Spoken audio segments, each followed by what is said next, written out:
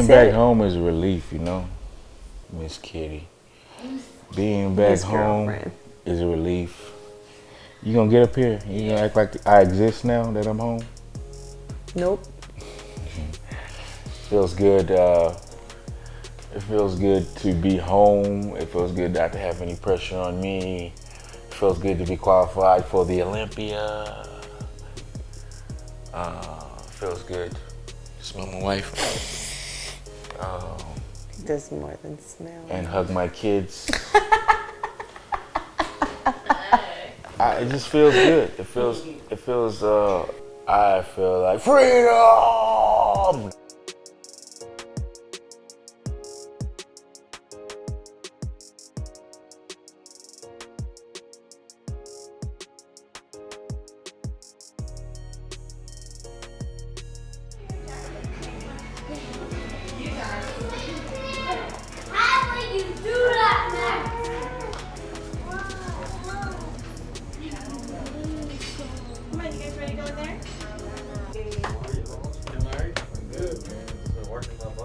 How are you? Oh, you too. Look, Zoe. This is Sean. Hey guys, how are you? How are you? We told them a little bit of the background between. Okay. Way back in the day. I'm gonna sit by you, man. Yeah, come on over, man. This guy goes way back, man, How to are the you, beginning. Chad? I went all the way back to 2004 when this gym opened, when we had just a couple hundred members.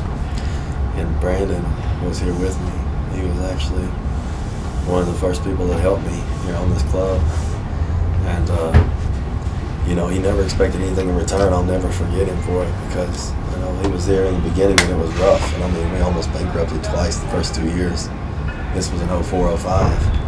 And I thought I was going to put equipment on the floor and people were just going to show up. You know, and I was dead wrong. It was a lot more than that, but he stuck with me. He even helped me out at the front desk some when I needed it. And,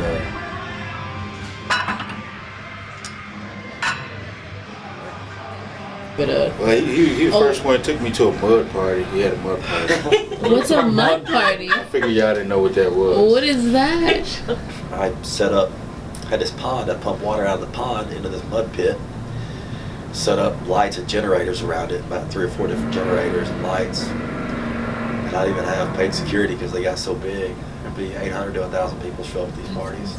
Be out in the middle. This involves trucks. Well, the trucks are in the mud, Big and then the people get inside. What do the trucks do? They go through the deepest part of the mud just to see if they can get stuck. To not get stuck because it was a very deep mud pit. So most of the time we were pulling them out with tractors and backhoes the next day. It's crazy. I asked Brandy to be security for me. I asked him to wear the security shirt because we was having so many fights. The fights were too big, you know. They broke out. One would turn into 3 turned into 5. I asked him to wear security. Got the security shirt for him. Yeah, Brandon was security sitting up there like, yes, you know, he's got those big old arms. He's got this security shirt on. I was like, everybody's gonna be scared of him. Nobody will fight. Well, of course, enough alcohol gets in him, fight breaks out. I go up to Brandon. I said, Brandon, what do you want to do? He goes, I'm gonna watch you fight, man. Sat up there on that trailer. He got a good view of that fight the whole time. I couldn't. I was like, well, man, I don't want to go get involved in that no way because there was like 20 of them out there brawling. So we just sat there and let them burn out, you know. Let them burn out. Yeah. That's all you can do. Yes, sir.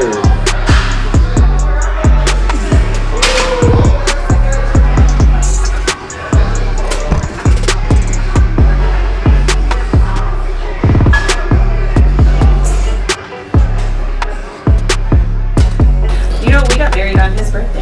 Yeah, we did. Did you really? We eloped, right? Then we sat down and we called Sean to tell him that we got married. He was like, oh, I thought you were calling for my birthday. Oh, no. Well, I'll never forget your birthday. He didn't believe us. Remember that? I always knew that was happening because you guys were talking years before you even got married. We met in high school. Yep.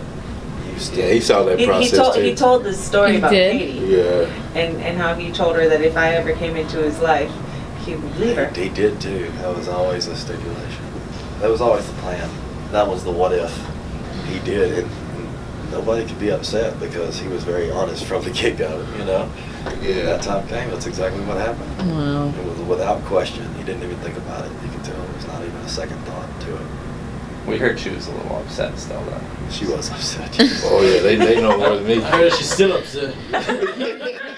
So basically, I got invited out. I did take all the precautions I needed to, as I spoke earlier about moving to California where she got her apartment, and I moved in, and yes, we prepared for the USA's there. So I used to walk everywhere. The farthest we walked was to your Muay Thai practice, right? And to church. Yeah, but the farthest was definitely Muay Thai. It had to be the farthest we walked. Yeah, it was like 4 miles away. Are you guys together at this point? Well, we know, it's like an unsaid. So we were. It's like an unsaid togetherness because I made a big move, but I didn't look at it like that because I was just kind of like feeling You out. didn't walk very many miles before we got married. We got married 10 days after you got to California. Yeah. You were there like 3 days. Yeah. He got there like April 29th, and we got married on May 9th. That's crazy. So he's acting like this whole. Well, it went by slow for me. It definitely went by slow to me. It didn't go by for that fast. Oh my God, we're gonna tell the story. Oh man. We don't tell this story too often because it's way out there. You've got to have a really open mind. Yeah, just tell it. Ooh. Just tell it. I was washing my hands. I was washing the dishes. Yeah. I finally, I remember being frustrated, and I gave up, and I said, "You're gonna think I'm crazy." But God just told me we gotta get married. I said okay. Not immediately, but I said okay.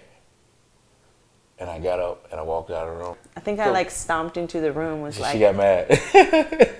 Did you not hear what I said? I was like, huh?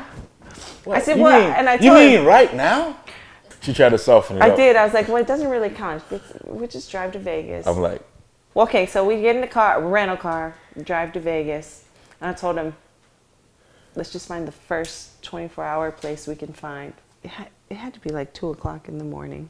And we pull into, it looked like a brand new chapel, and it said 24 hours, and the sign was lit up. So we're thinking, okay.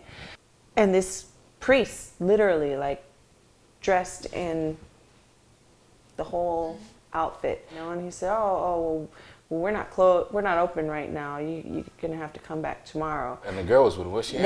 There was a female in the car. She was dressed like a hooker. And he hands me this pamphlet. We'll go back and we'll rest and we'll do this tomorrow. That's when I called my dad. He was like, well, what is it that's so important? I said, well,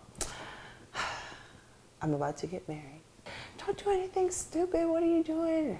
Who are you getting married to? And I waited till he kind of calmed down. I said, well, I'm going to marry Brandon. Then he said, oh, well, that makes sense. What ended up happening? We going back to the same chapel. Yeah, that happened after we called my dad, though. Yeah, we're going back to the chapel, and I'm driving. So I had to make a left, then make a right. But the motorcycle tries to pass me on the right as I'm turning in. So I just noticed I ran over something. I thought he hopped the curb or something. Little did we know he literally ran so this the dude bike over.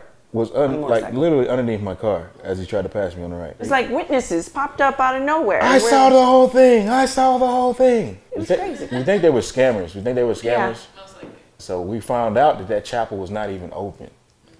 Period. Yeah. So I called the phone number and they said, oh, that's our new location. We're not even open yet. And I'm thinking, what in the world is going on? So we go to that location. They said, there's no way somebody was there in the middle of the night. They said, only construction workers have gone in there, can get in there because we're not even open for business. She looked at me like I'm full of it. I said, no, I swear. I said, he gave me a pamphlet. And she looked at me with the biggest eyes ever.